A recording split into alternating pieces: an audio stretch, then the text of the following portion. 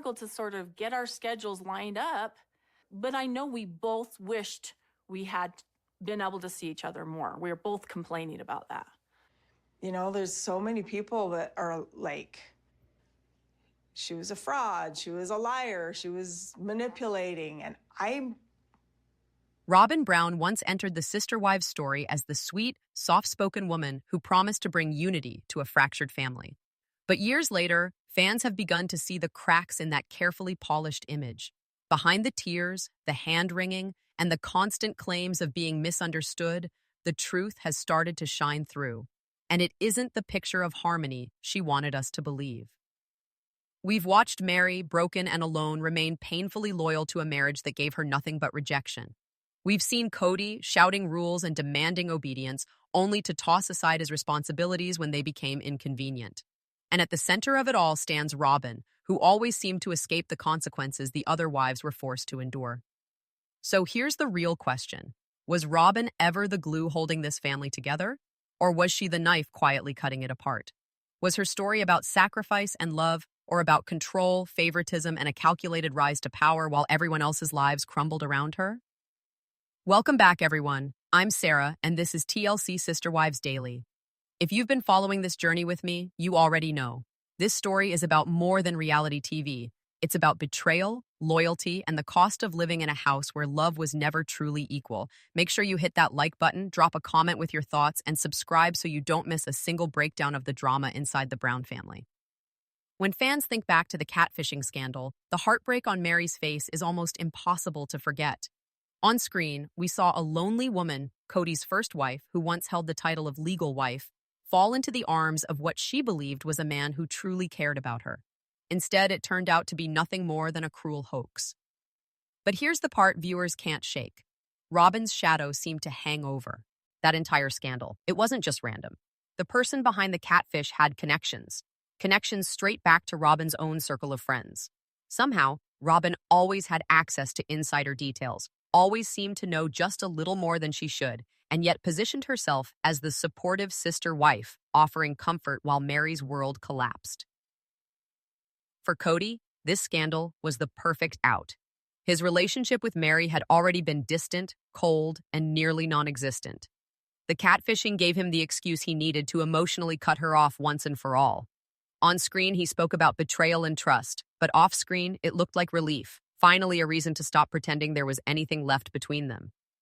And who benefited most? Robyn. While Meri's reputation took the hit, while she shouldered the humiliation and pain, Robyn's role as Kody's loyal, understanding partner grew stronger. She didn't have to dirty her hands. She could play the victim's friend while her position in the family quietly rose.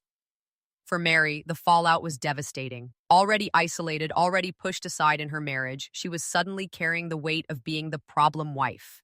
And instead of support, she clung to Robyn, the very person who gained the most from her downfall. That's the tragedy of Meri's loyalty. She kept protecting the person who was quietly replacing her. The catfish scandal wasn't just about a cruel online trick. It was the turning point where Kody emotionally divorced Meri and solidified his bond with Robyn. And in that painful moment, fans began asking, was Robyn simply a bystander, or was she the quiet architect of Meri's heartbreak? Few moments in Sister Wives history hit as hard as Isabelle Brown's heartbreaking plea for her father during her spine surgery. This was not a small procedure. It was life-changing, terrifying, and something no child should have to face without the full support of both parents. On screen, we watched Isabelle muster the courage to ask Kody if he would be there. Her voice trembled, her eyes full of hope. And Kody's answer shattered everything. Instead of standing by his daughter's side, he chose to officiate a wedding. A wedding of people he barely knew carried more weight than his own child's pain. And what's worse, he tried to justify it under the guise of his COVID rules. He claimed travel was too dangerous, that Christine wasn't following the family protocols, but suddenly, those rules didn't apply when the spotlight was on him. Officiating a ceremony, that was worth the risk. Supporting his daughter in a hospital room, apparently not. Fans were quick to notice the hypocrisy. Christine and her kids were forced to live under suffocating restrictions, isolated from siblings and constantly criticized. Yet when Kody wanted to be the center of attention, those rules seemed to melt away. And of course, Robyn was right there reinforcing his choices. This is the same woman who claimed she couldn't attend her own family member's funeral for safety reasons, yet she almost followed Kody to that wedding. Her loyalty wasn't to fairness or compassion, it was to Kody's ego. The fallout for Christine was devastating. She carried the entire burden alone, comforting a daughter who had just realized her father's love came with conditions. For Isabelle, the message was clear. She wasn't a priority. She could beg, cry, and plead, but Kody's image and Robyn's approval mattered more.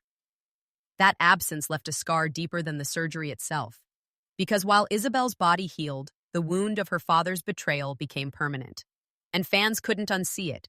Kody Brown exposed his hypocrisy in the most unforgivable way, by choosing strangers' vows over his own child's pain. If you look back over the years, one of the most painful truths about the Brown family is how fractured the bonds among the wives became, and how much of that fracture seemed to deepen under Robyn's influence. Meri's, and Christine in particular, never found solid ground. Their relationship was strained almost from the start, and when the cracks widened, it was Robyn who quietly slipped into the space between them. Meri, who once stood tall as the legal wife, slowly lost her footing. But instead of turning toward Christine or even Janelle for solidarity, she doubled down on her awkward loyalty to Kody, the very man who had already emotionally abandoned her. That loyalty was painful to watch. Even after the catfish scandal and Kody's dismissive treatment, Meri still defended him, still tried to hold on to some piece of connection. Christine, on the other hand, was desperate for partnership, desperate for validation, and her willingness to finally speak up about her unhappiness only highlighted the distance between her and Meri. It was as if they were living in parallel worlds, one clinging to the dream of Kody, the other finally breaking free from it. And then there was Janelle. Her relationship with Meri shifted over time, sometimes showing hints of warmth, but never fully healing the long history of tension. In contrast, Christine and Janelle managed to find a genuine sisterhood in their shared exhaustion with Kody's favoritism.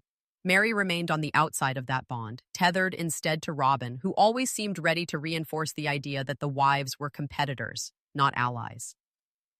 That's the tragedy of plural marriage as it played out in Sister Wives. These women were conditioned to compete for Kody's love, attention, and approval. Instead of leaning on each other, they were pulled apart, with Robyn's presence magnifying every insecurity and every slight. Years of favoritism, neglect, and emotional manipulation didn't just destroy marriages. It destroyed friendships that might have sustained these women through the hardest times. By the time Christine walked away, the fract. Euros weren't just between her and Kody. They were etched deep between the wives themselves, scars left behind from years of being pitted against one another in a game no one could win, except Robyn. One of the most glaring double standards in the Brown family was how Robyn seemed to exist in a bubble of protection while the other wives were scrutinized under a microscope. Christine, Janelle, and Meri were constantly judged, whether it was about their weight, their parenting, or their loyalty to Kody. Yet Robyn? She floated above it all, shielded not only by Kody's favoritism, but by a carefully crafted image that TLC helped polish. Fans still can't forget the infamous nanny situation. While Christine and Janelle juggled work, house duties, and raising their kids with little help, Robyn brought in outside childcare. When questioned about it, she brushed it off as though it were normal, even necessary. But for Christine, who spent years raising children not just for herself, but for the entire family, the hypocrisy was suffocating. Robyn's refusal to share responsibilities left the other wives picking up the slack, and they knew it. Her children, too, were treated differently. Kody enforced harsh rules for Janelle's and Christine's kids during the pandemic, yet Robyn's household remained the safe zone, where her children's comfort was always prioritized. That unequal treatment stung, especially for the older kids who saw firsthand the hierarchy in their father's love. And then came the myth, the fairy tale of Kody and Robyn's soulmate marriage. TLC painted it as a great love story, the crowning jewel of the polygamist experiment. But the reality was far from magical. What fans really saw was a relationship built on control, exclusivity, and a constant narrative of us against them.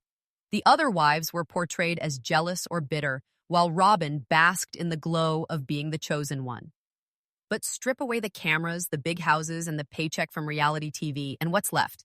a marriage fueled by ego, money, and exposure. Robyn played the role of the dutiful wife, while Kody indulged in the fantasy of finally having the kind of relationship he always wanted, one that revolved entirely around him. It wasn't love that held them together. It was the image of love, broadcast to millions of viewers, while the rest of the family unraveled. Meri's story has always been the most heartbreaking thread in the Brown family's unraveling. Fans remember the sting of watching Kody melt down her wedding ring, a gesture that reduced decades of commitment to nothing more than a discarded trinket. For Meri, who had already carried the deep pain of fertility struggles and the loneliness of being sidelined, it was another public humiliation she could never forget. Her catfishing scandal was painted as betrayal, but in truth it was the cry of a woman so isolated that an online stranger gave her more attention than her own husband. Through it all, Meri clung to loyalty. Loyalty to Kody, loyalty to the family, and even loyalty to Robyn, who was always presented as her ally. But that loyalty was misplaced. Robyn thrived while Meri withered. Christine and Janelle fought for freedom, but Meri's battle was quieter, slower, and perhaps even more painful. It was the fight to rediscover her worth after decades of being told, in actions if not words, that she wasn't enough. The contrast is impossible to ignore. While Christine endured being rejected at her daughter's surgery and Janelle struggled with financial independence, Robyn enjoyed comfort and favoritism.